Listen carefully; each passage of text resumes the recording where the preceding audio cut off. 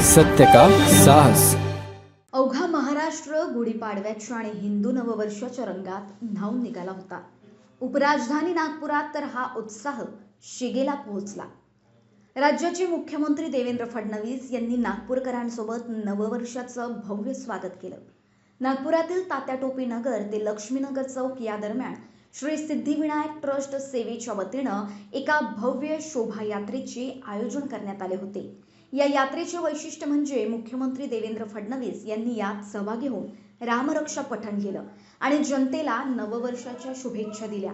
तसेच जनसमुदायाला संबोधित करताना मुख्यमंत्री म्हणाले की गुढीपाडवा हा केवळ सण नसून एक नवीन संकल्प घेऊन पुढे जाण्याची प्रेरणा आहे। संपूर्ण नागपूर परिसर भगवामय झाला होता।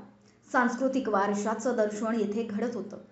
ढोल ताशा पथके आणि मल्लखांब सादर करणाऱ्या मुलामुलींचं कौतुक करतानाच पंतप्रधान नरेंद्र मोदींच्या नेतृत्वाखाली भारताच्या प्रगतीची गुढी अशीच उंच जावी अशी भावना मुख्यमंत्र्यांनी यावेळी व्यक्त केली।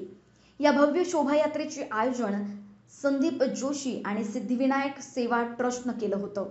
यामध्ये शाळकरी मुलांची लेझीम नृत्य, ढोल ताशांचा गजर, भारत मातेची सजीव झाकी आणि संघाच्या विविध चित्ररथांनी नागपूरकरांचं लक्ष वेधून घेतलं। या सोहळ्याला मुख्यमंत्र्यांसोबतच प्रसिद्ध मराठी अभिनेत्री सई ताम्हणकर यांचीही विशेष उपस्थिती होती। रामरक्षा पठण आणि ढोल ताशांच्या कडकडाटात नागपुरात विकासाची आणि संस्कृतीची गुढी मोठ्या थाटात उभारण्यात आली।